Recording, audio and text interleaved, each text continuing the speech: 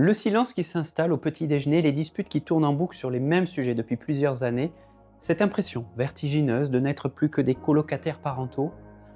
Si vous ressentez cette fissure, c'est une fissure qui menace non seulement votre équilibre émotionnel, mais aussi tout ce que vous avez bâti ensemble. Je suis Jérémy Bessard, thérapeute de couple et sexothérapeute. Au quotidien, je reçois des hommes et des femmes qui arrivent à un carrefour. D'un côté, l'épuisement et l'envie de tout arrêter. De l'autre, l'espoir ténu qu'une étincelle subsiste. Souvent, la question du coût de l'accompagnement se pose. Mais aujourd'hui, je souhaite que nous regardions la réalité en face. Quel est le coût réel, humain et matériel d'une séparation par rapport au prix d'un investissement dans votre relation ? Vivre une crise de couple n'est pas simplement une mauvaise passe. C'est un état de stress chronique qui infiltre chaque strate de votre existence. Votre productivité au travail chute, votre sommeil s'altère, votre patience envers vos enfants s'effrite. Je comprends votre fatigue. Je valide ce sentiment d'injustice que vous pouvez éprouver à avoir tant investi en temps, en énergie et en projet pour vous retrouver aujourd'hui face à un mur. Il est normal de se sentir perdu. Il est normal de douter. La crise n'est pas forcément la fin du livre, c'est souvent la fin d'un chapitre qui ne fonctionnait plus. Pour entamer le suivant, il faut accepter de regarder ce qui fait mal, avec douceur mais sans complaisance. Marc et Sophie ont la cinquantaine, ils ont passé plusieurs années à construire 2 entreprises florissantes, une agréable résidence principale et un patrimoine immobilier solide. Pourtant, derrière les portes closes, la solitude est totale. Marc s'est réfugié dans le travail et Sophie dans un cercle social très actif mais superficiel. Lorsqu'ils sont venus me voir, Marc était très honnête.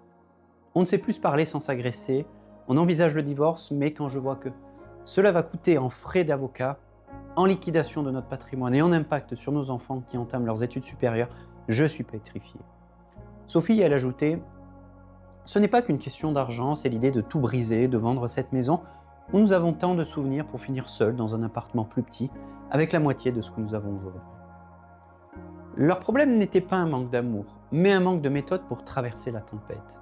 Ils voyaient la thérapie comme une dépense supplémentaire jusqu'à ce que nous calculions ensemble le prix de la casse. Un divorce pour un profil comme le leur représentait des centaines de milliers d'euros de pertes sèches, sans compter le traumatisme émotionnel. En s'engageant dans un processus thérapeutique sur mesure, profond et durable, ils ont investi une fraction de cette somme pour sauver l'essentiel, c'est-à-dire leurs liens et leurs projets de vie.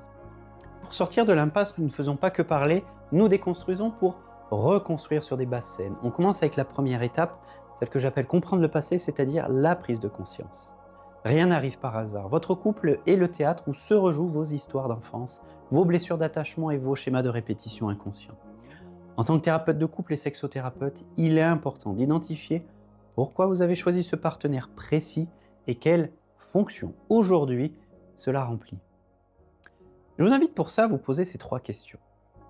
Quel était le modèle relationnel de vos parents ? De quoi essayez-vous de vous protéger en créant de la distance ou en provoquant des disputes ? Quelle blessure ancienne votre conjoint vient-il réveiller souvent sans le vouloir ? Ensuite, on passe à l'étape 2, celle que j'appelle agir au présent, c'est-à-dire changer concrètement les dynamiques. Une fois que nous comprenons le pourquoi, nous devons traiter le comment. C'est ici que nous identifions les tentatives de solutions qui ne font qu'aggraver le problème.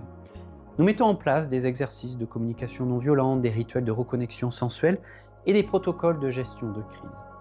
On ne change pas une dynamique de plusieurs années avec des paroles en l'air, mais par des micro-changements comportementaux quotidiens. Un exemple d'exercice pratique. Apprendre à écouter sans interrompre, à exprimer un besoin plutôt qu'une critique et à réintroduire la curiosité envers l'autre. Et ensuite, on termine avec l'étape 3, celle que j'appelle construire l'avenir, c'est-à-dire l'ancrage durable.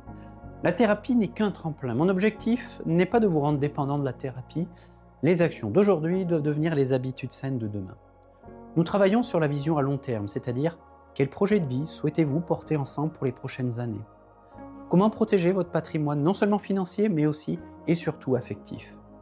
Nous installons des garde-fous pour que dès que les vieux démons réapparaissent, vous ayez la boîte à outils nécessaire pour les désamorcer par vous-même.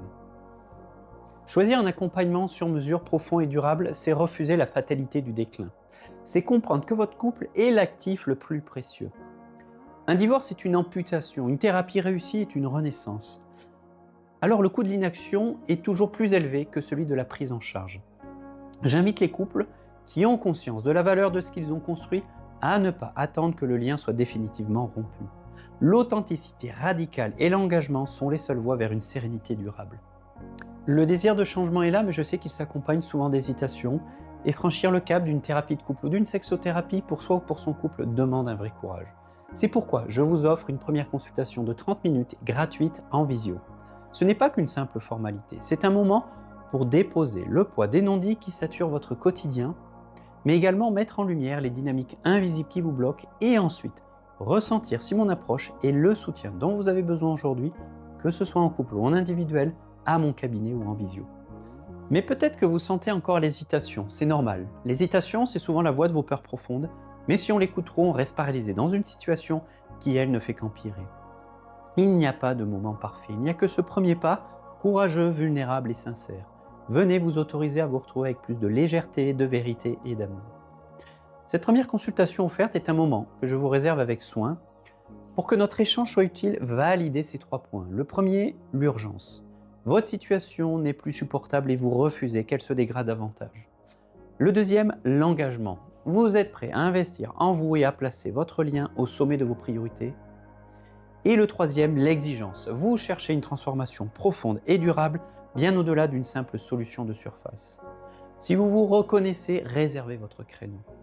Afin d'illustrer mes propos, j'ai choisi de vous partager quelques extraits de l'histoire de Sophie et Marc, un couple que j'ai eu le privilège d'accompagner. Bien entendu, les extraits sont partagés avec leur accord et dans le respect de leur confidentialité, les prénoms ont été modifiés.